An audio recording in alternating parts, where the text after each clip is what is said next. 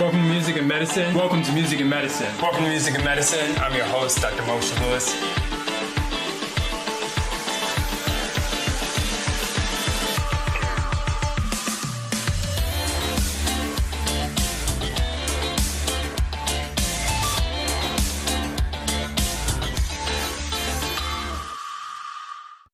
Welcome to Music and Medicine. I'm your host, Dr. Moshe Lewis. I am so ecstatic to be talking to Anthony Faulkner today. This is an interview we have been looking forward to for months.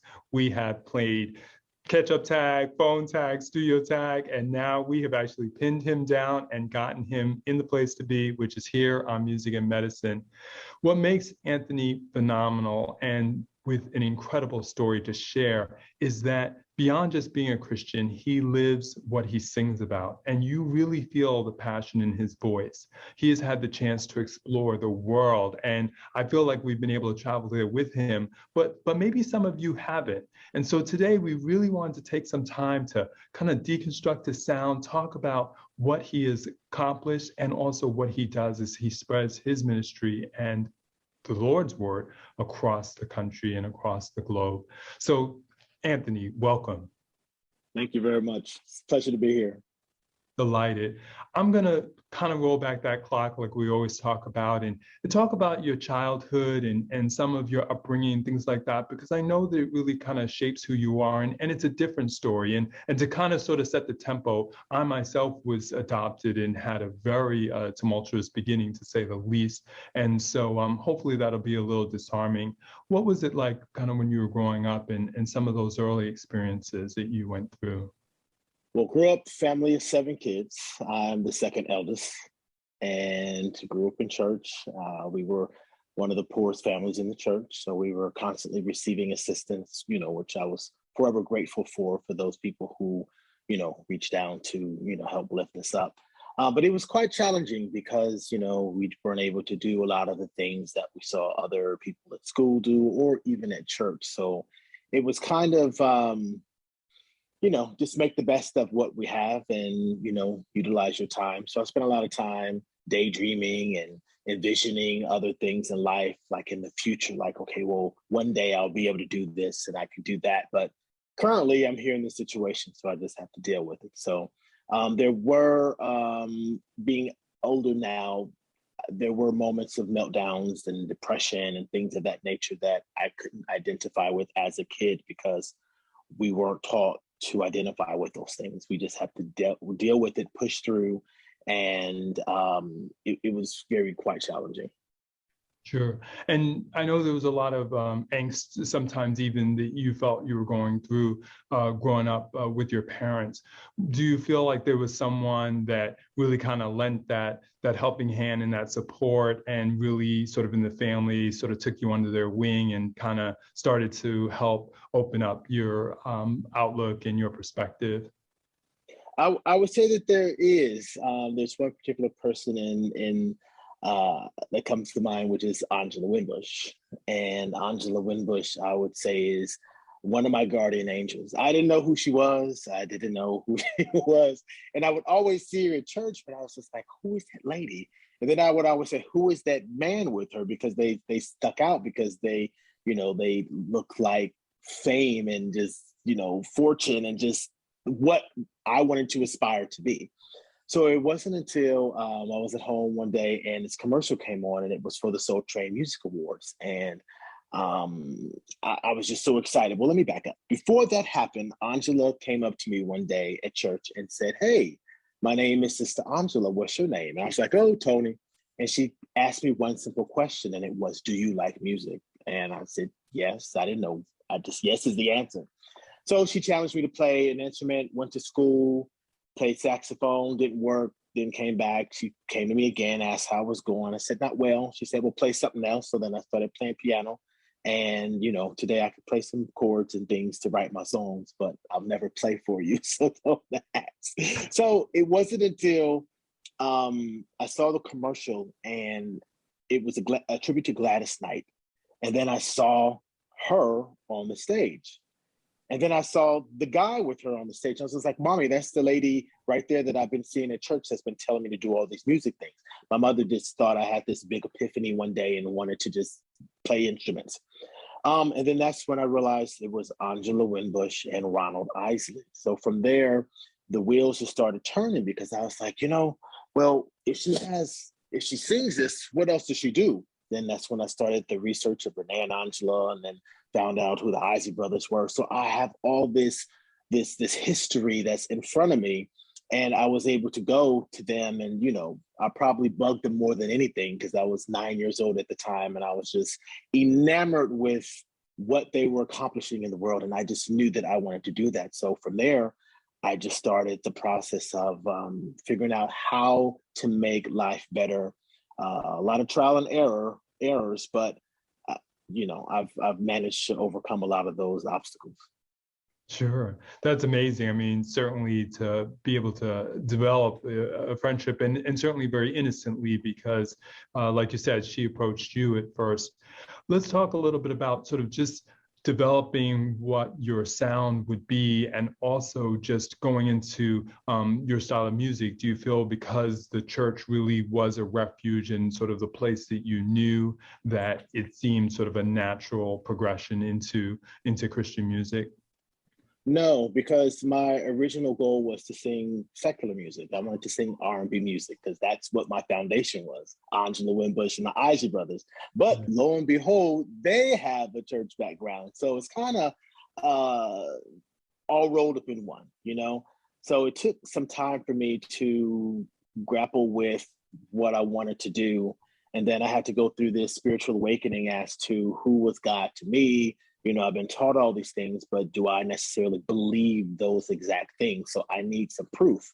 So then I started going on my journey of spirituality, and it's been an amazing experience. Still going through it, but I will say that I'm free, I'm clear, I know the direction I'm headed in for my path in life, and I'm on that journey. So within all that, I've always wanted to do inspirational music. So it encompasses R&B, it encompasses jazz, it encompasses gospel, it encompasses world music. So that's why I have the title International Recording Artist, which kind of encompasses a lot of the music that I have out there in the world today. Sure, no, absolutely. And I wanted to tease that out a little bit, because you're very poetic about it. I wanted to just have you talk a little bit about that struggle, to the extent that you perceived it, because so many artists do. It's not necessarily a question of right or wrong. It's kind of where your heart leads you, and certainly where the Lord may lead you. But often we do see that many times people in the church don't want someone to go and sing secular music. Some of our greatest artists, and you've named some, and we know there are others that are great, struggle with this. Al Green, Aretha Franklin, really may find that they're almost being held back or even chastised. Yet you also brought up the point of how I actually come into knowing this is what I want to do. So just talk to me a little bit about sort of either where you may have had an epiphany moment, or something really just struck your heart to say, okay, here's how I can be international in scope, but yet still have a penchant towards things that are uplifting and, as you said, inspirational. Right. Well, one of the things that was quite confusing to me is during the process of evolution. Okay, you're not supposed to do this, but those that did do it and became successful, they were embraced, and the red carpet was rolled out in front of them. So to me, I'm like, how do I balance out this massive contradiction? How? Because it didn't make any sense to me. So I'm still trying to process this and then this over here. And then I just had to just come to terms with create your own lane, stay in your own lane, and be authentically you. And I've learned to cancel out the noise. I've become immune to rejection. Everybody's not going to like what I do, and I don't expect everybody to like what I do. So that gives me peace of mind and comfort in my soul to know that, I've traveled to 6 continents because I didn't let the people who didn't like my voice, didn't like how I sang or write or wrote or any of that, or presented myself on stage, to prevent me from moving forward. So if I had, we probably wouldn't be here today. So I'm just grateful for being able to have endurance and push through all that rejection and become immune to it. Sure. Let's talk about some of the early music and some of the early songs you did. And if something springs to mind that you'd love for us to listen to, call that out. I want to just hear sort of about just putting together that first, few songs of that first album, and just some of the work literally that went into doing that, because like you said, you had some experience, not only in the church, but some with instruments, and going from there to actually doing a song is a tremendous leap. And many times our viewers want to understand, how do I kind of pull it all together and get a product as opposed to the dream? I love that question, and it's kind of a little journey I'm gonna take you on. But I learned what not to do by watching a lot of the greats that I had the opportunity to work with. For example, my very first international trip was to Ghana, Africa, with gospel legend Andre Crouch, rest in peace. I was able to travel Europe singing with gospel legend Ricky Grundy, rest in peace. So I was able to watch that process, watch the management, watch the booking agents, watch the road managers, watch all of those units move to make this one big conglomerate. Well, I need to fast forward because I had a big epiphany moment just last week when I was in Poland.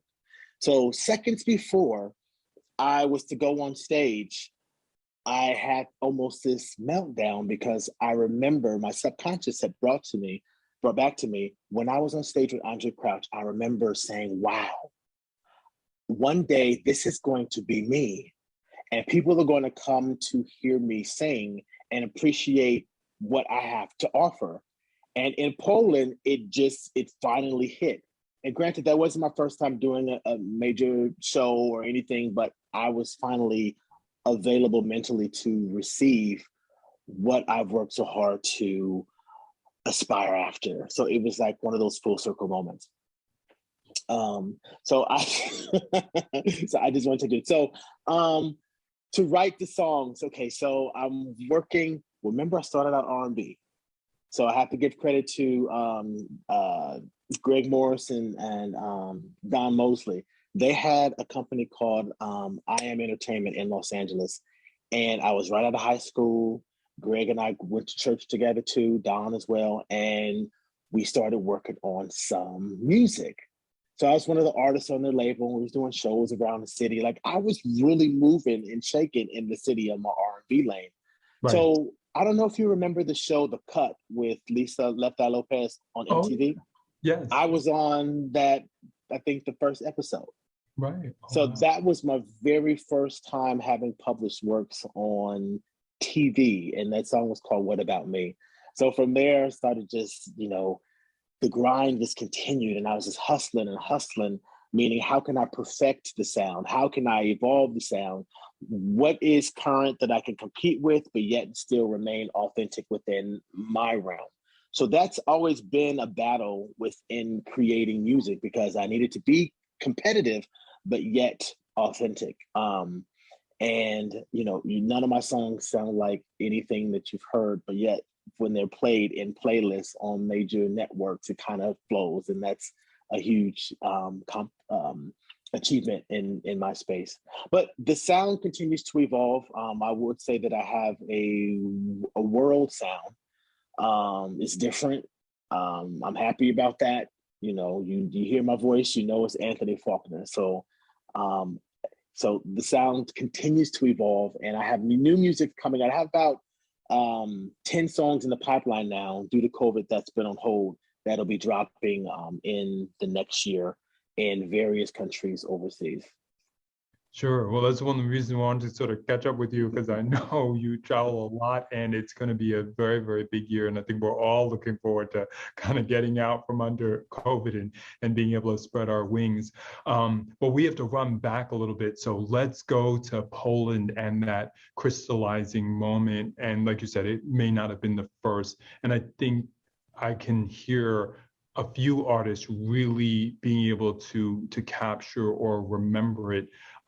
Just sort of take us through that feeling again, because I think this is one of those big challenges where, as you said, you really almost caught yourself or found that it was maybe even a sense of deja vu. I had been here with someone else and now they had gone on before me, but it was me who was prepped for this moment. Right. And to be able to, like you said, I love that word, receive the adoration, receive the pressure, but also stand up and sort of take your cue to really come out on stage and perform.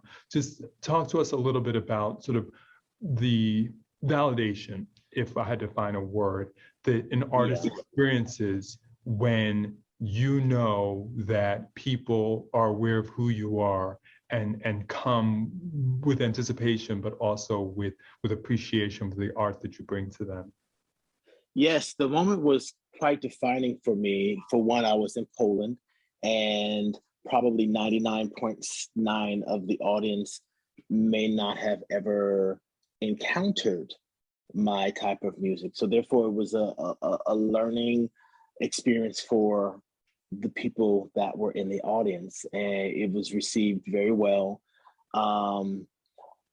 There is a lot of pressure that comes along with carrying the mantle of representing, for one, my race, for one, professionalism, two, integrity, three, excellence in the work that I do, and knowing that whoever comes behind me to Poland, that there is a standard set for them to receive and also to give.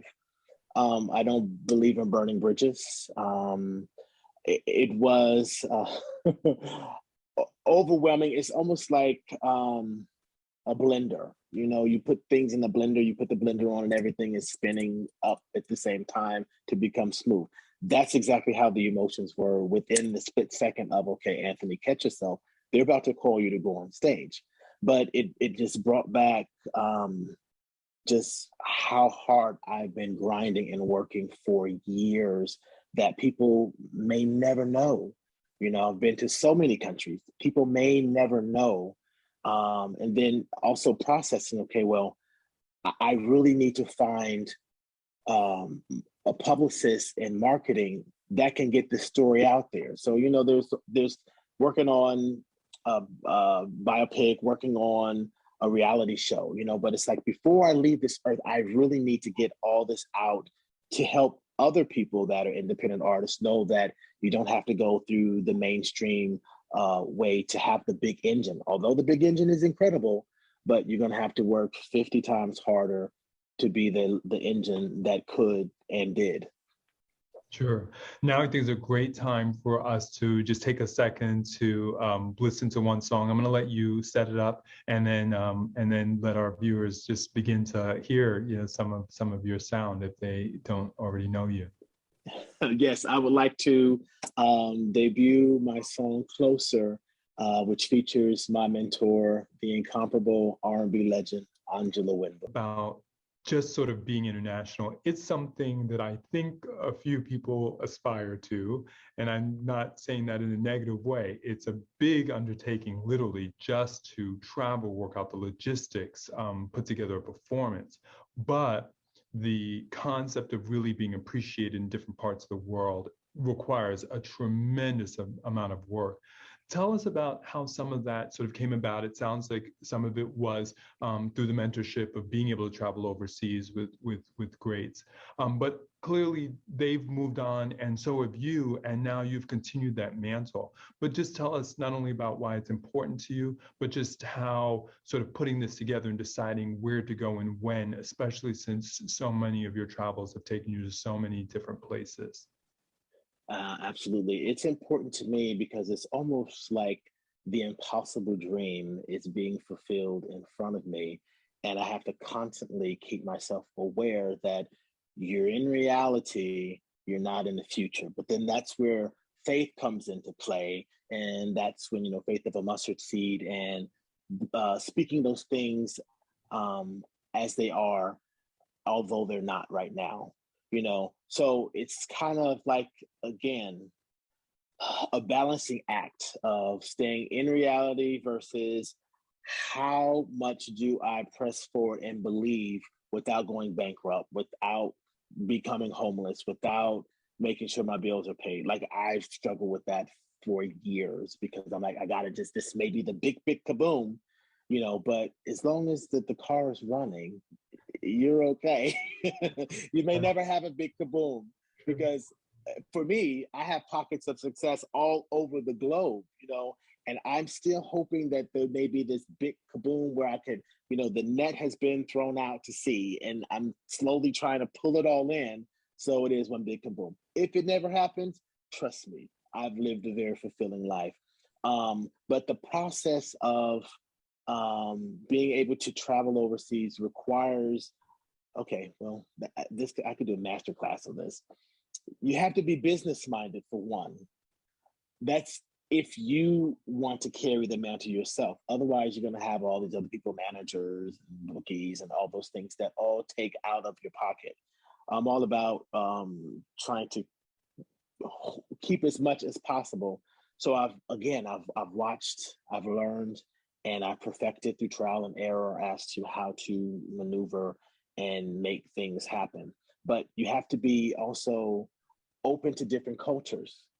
You can't come with an American mentality or of entitlement. And I say that because, America is the greatest country on this earth. Let's be very clear. That's what I hold in my heart.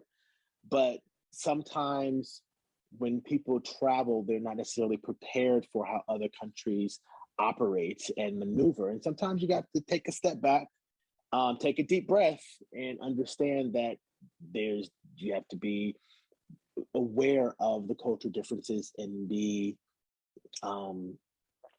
open to being exposed to that type of culture and not making people think that your way is the only right way.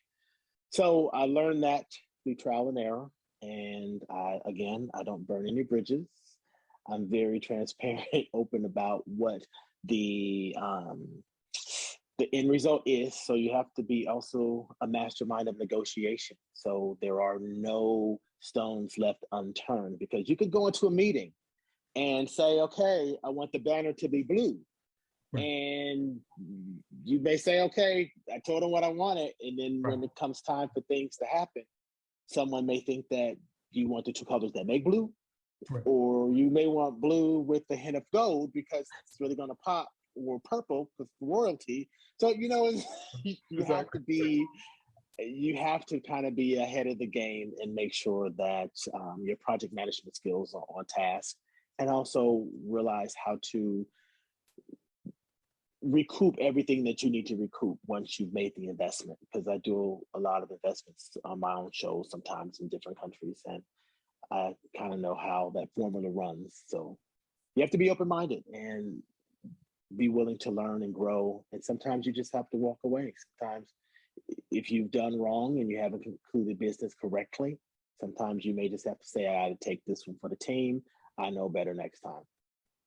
Sure. Well, I appreciate that candor and honesty, because I think that's one of the biggest challenges, is really not necessarily knowing and or always hoping that if everybody else comes and helps you through the process, it'll work out for you financially, when they're going to make sure they get theirs and you may be the last person that gets paid, if at all. And that's something that I hear from the musicians as well, really appreciative for certain opportunities, but at the end of the day, everybody has responsibilities, and the talent really does deserve to be paid, and not necessarily always be paid last. Now's a good time to listen to yet another song that you have that you can set up for us, that really means a lot to you. And I think I know what it's going to be, but I'll let you tell us a little bit about it. Okay, this next song I'd like to introduce is titled You Are Amazing. And this song is very special to me because I wrote it actually during an election cycle, when there was a lot of chaos and turmoil and things going on. And I also had the honor and privilege to go to Paris and Grenoble, France, and film this video in the mountains of Grenoble, France, with director Piero Battery. And I'm telling you, that was a life-changing experience to be on the mountain. And literally I was on top of the mountain. And how high is that mountain, just out of curiosity, before we get going into it? Too high. So I won't do it again. Might be a different mountain next time. As they say, some mountains are high enough. So no, definitely looking forward to hearing this. This is so exciting. Another aspect that I also wanted to tease out, because it comes across in your personality and your music, and that is really achieving a sense of peace and calm despite understanding that not everything in life goes correct and there are ups and downs.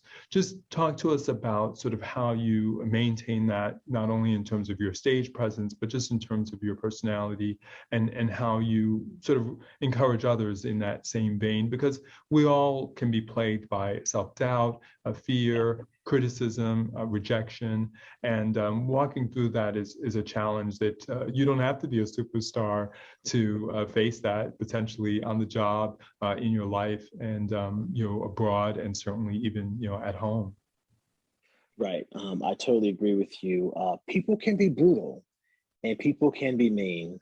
And I also believe that people are afraid of things that they may not understand. And sometimes that could be in the form of music or artistry. So I had to come to the place of, I don't care if anybody likes my music. I just have to get it out there. So I wouldn't say that it's completely, I've eliminated the whole stage fright. Because actually, I have social anxiety that people may not know, but it's a different space when I'm stepping on stage to say, okay, I want to give myself to inspire whomever is listening to my music, or just brighten somebody else's day, because that's what happened to me. So it's almost like using the negative reinforcement as fuel to feed the positive side of me. And I believe that you have to come to a certain peace within yourself in order to really reach people. Because there was a point in time where I would always sing with my eyes closed. I don't do that anymore, because I'm like, I really want to connect with individuals in the audience so they could see me and not only feel me, because you're going to feel me when I sing, but I want you to see me and know that I'm making contact with you and I see you, because that may be what somebody needs, because that's what I've needed certain times when I've gone to different shows and things of that nature. But it's drawing yourself in. I sometimes take little mental breaks, work all the time, but sometimes I have to sneak away maybe for a day or weekend somewhere just to regroup. Although I don't always turn it all the way off, I have to sometimes condition myself to say, look, you're about to run into a wall mentally, so back up a little bit. It's okay. Life's not going to unravel in the next few hours. So take this time to kind of refocus, and then I'll take a little break, and then I'll come back and hit it even harder. Sure. Well, the show's called Music and Medicine, and you kind of gave us some pearls even before we fully got into it. Anxiety, we know, is something that all of us probably have some element of, in terms of needing a little bit of up and go, or fight or flight, to be able to fight or flight, to be able to get started with our day and move forward. But it does have that ability to really sort of crystallize in such a way that it can be hampering. And I wanted to sort of go through some of those wonderful skills that you threw out there, and that time, experience, and also confidence seem to have brought you. You talked about being careful to not close your eyes anymore, so that you could literally see your audience. I think people may find it paradoxical that someone who wants to get music out and wants to be on an international stage and has traveled and worked with some of the greatest artists out there could actually still be afraid. Talk to us a little bit about your sense of where some of it may come from, but also how you have walked through that journey of understanding that it's something that can be conquered, even though maybe it can't be completely cured. Yes, I would love to. As a child, I was always reinforced with negative thoughts, negative energy, just tons of negativity. Although I grew up in the church, that's all I got, once I left that space.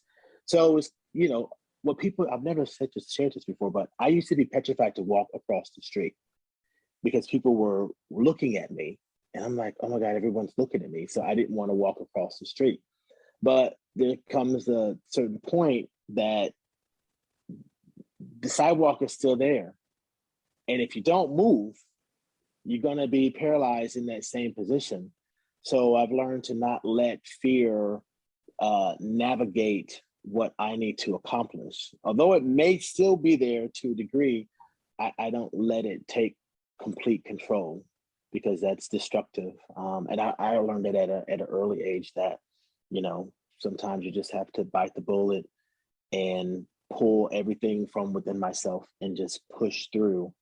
It also can become isolating, because if you don't want negative energy, well, I don't want negative energy. I don't necessarily expand myself to a lot of people.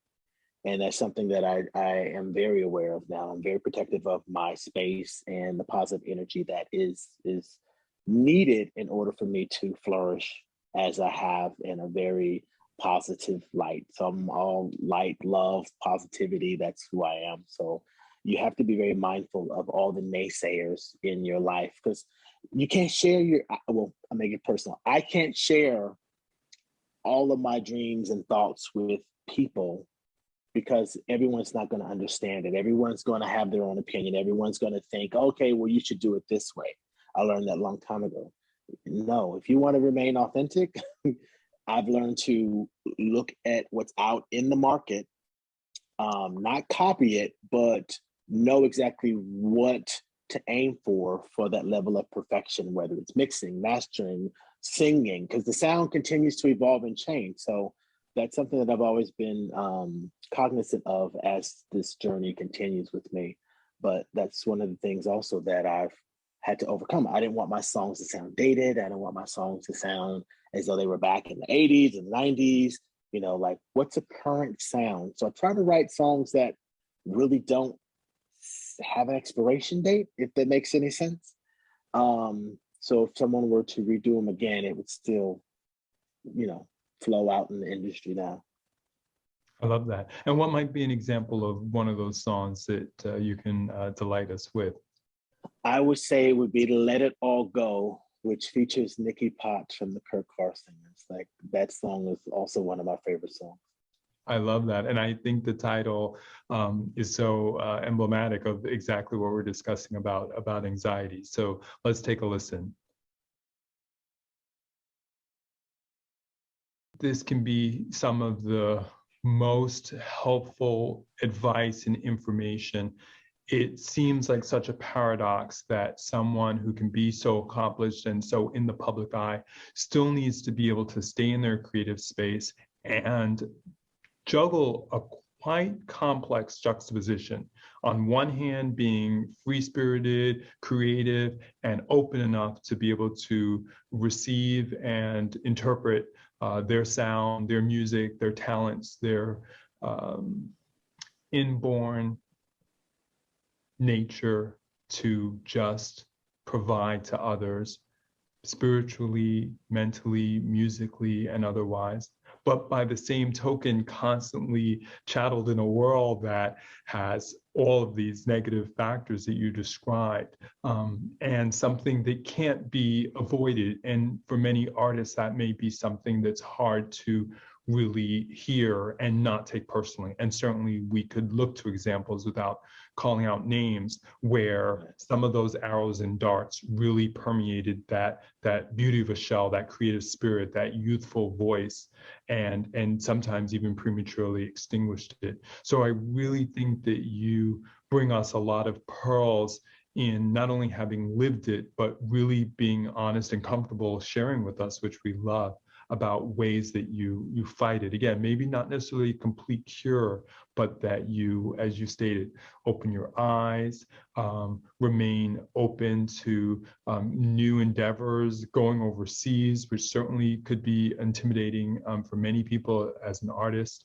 Tell us about where you feel you're going and things are heading in terms of your growth, not only as a musician, but also just in being able to share the things that you've learned along the way.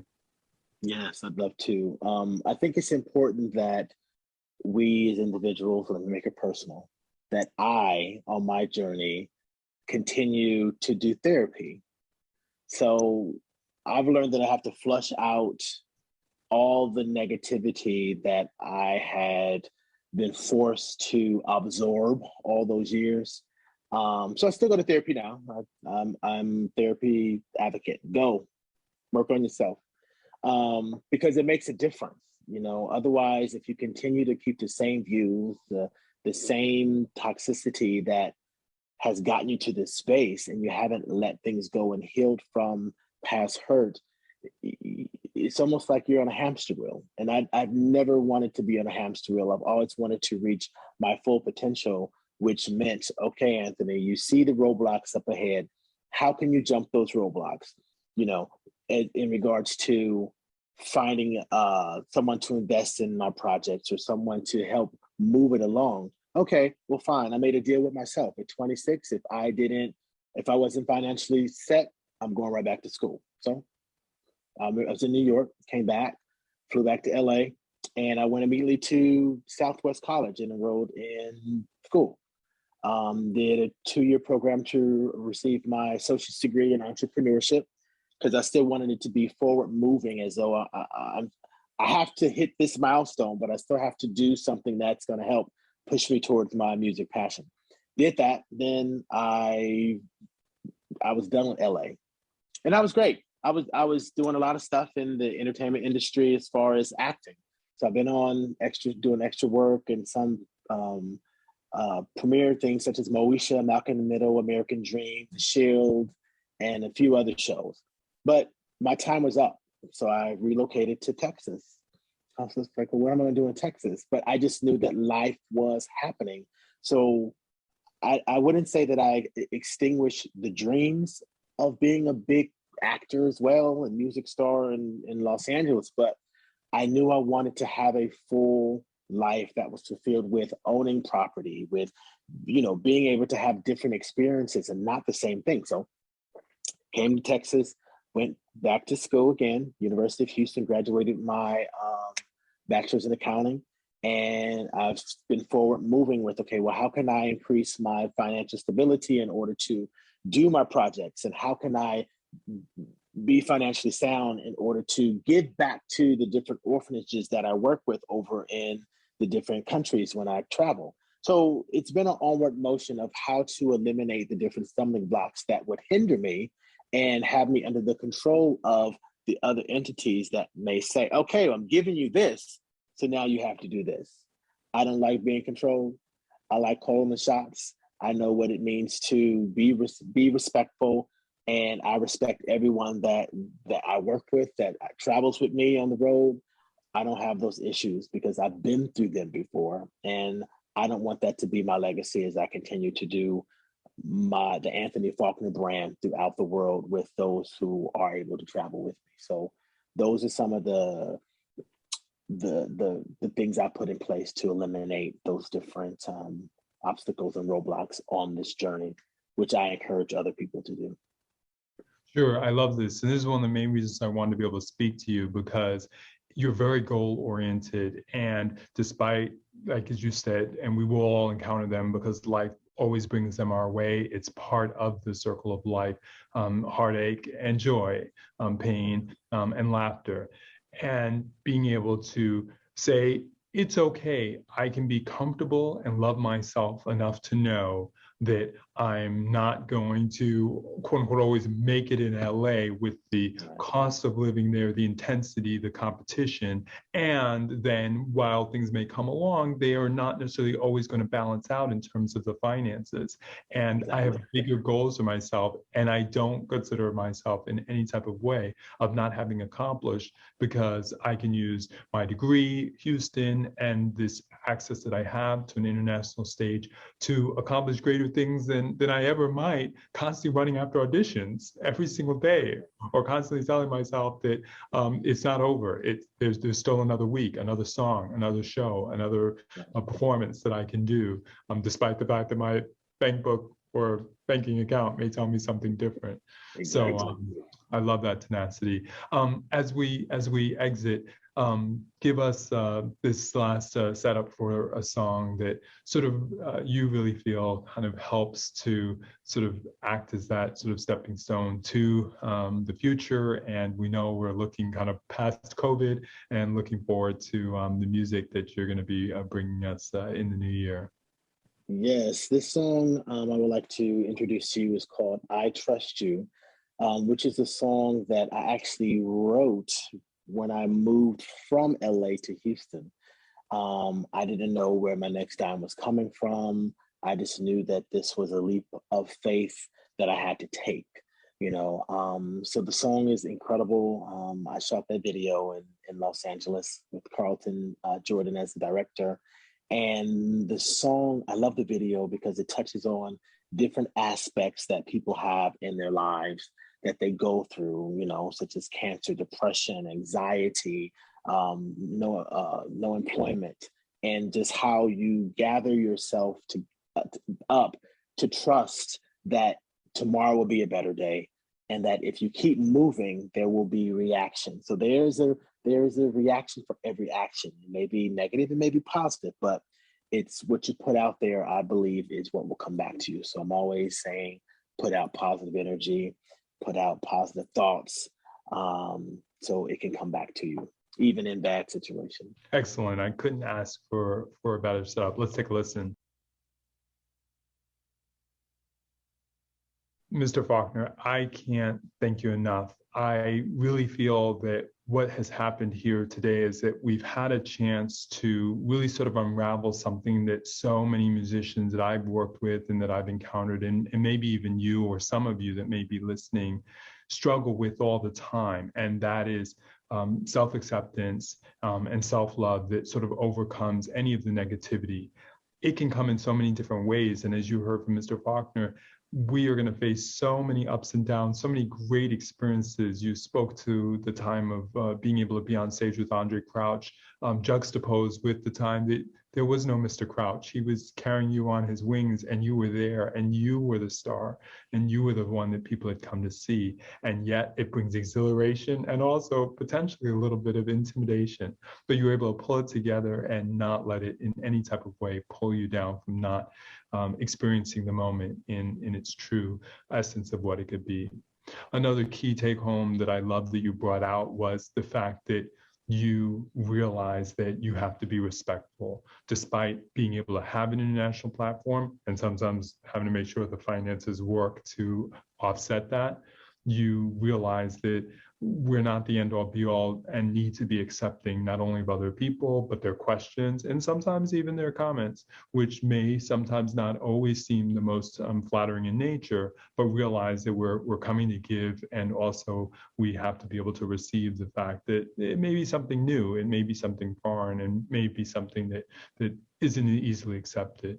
And certainly just overall, in terms of the titles that you have for your songs and that last one that we got to listen to, I Will Trust You, I really think it helps set us up for exactly what you talked about, making a huge transition. Many people don't look to leave or have to go to a place that's different than where they may feel their home is, whether it's literally leaving home for the first time or in this case, leaving home the second time.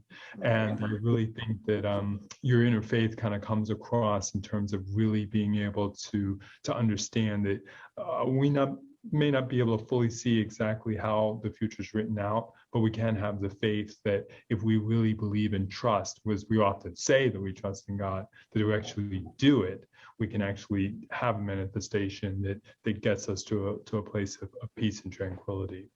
I want to let you take us out with your comments and observations, because I mean, this has been delightful for me, and I really appreciate you kind of digging deep and going in there. Well, I appreciate you taking the time, Moshe, to, you know, have an interest in what I've done, my hard work over the years, and trying to make a difference in someone else's life. I think it's an amazing combination to have music and medicine, because it's being on this interview with you today really hit home as far as the therapy that is needed for a lot of people, the anxiety levels that come into play when you're trying to reach goals, because sometimes it doesn't always end well, but knowing that with this platform that you have, it's giving people or reminding people of the options that they have for, better mental health, and outlining what mental health is, because everyone doesn't know what it is. I didn't know what mental health was for the longest, because all I needed was Jesus. That's what I was taught. I didn't know. But there's a whole different world out there that some people may have to be introduced to. So I'm very grateful for this platform and you allowing me to come on and share my 2 cents, because I'm immune to rejection. So if they don't like it, I'm okay. But thank you so much for this opportunity. And I really hope that someone is able to grow from this and also enjoy what you've set up. Sure. No, well, definitely thank you. And it's a good reminder to put a plug in for the crisistextline.org. We'll put it at the bottom of the screen. It's a free service, 24/7. It's a texting service available in quite a few countries, primarily here in the US, but also in the UK, Ireland, and Canada. And there's no charge at all. And what's great is that it can be done anonymously, and they have 8,000 volunteers that are available. They go through training to help people deal with any crisis that may come up in the mental health space, from the most straightforward to things that certainly are more complex, some of which we touched on today. But I'm also so appreciative, not only for your time, but your wisdom. I feel like you continue to develop insight, and your comfort level of being able to share it not only means a lot to me, but I know will mean a lot to our viewers. Thanks so much. That means a lot. Thank you. Absolutely. Thanks again. Welcome to Music and Medicine. Welcome to Music and Medicine. Welcome to Music and Medicine. I'm your host, Dr. Moshe Lewis.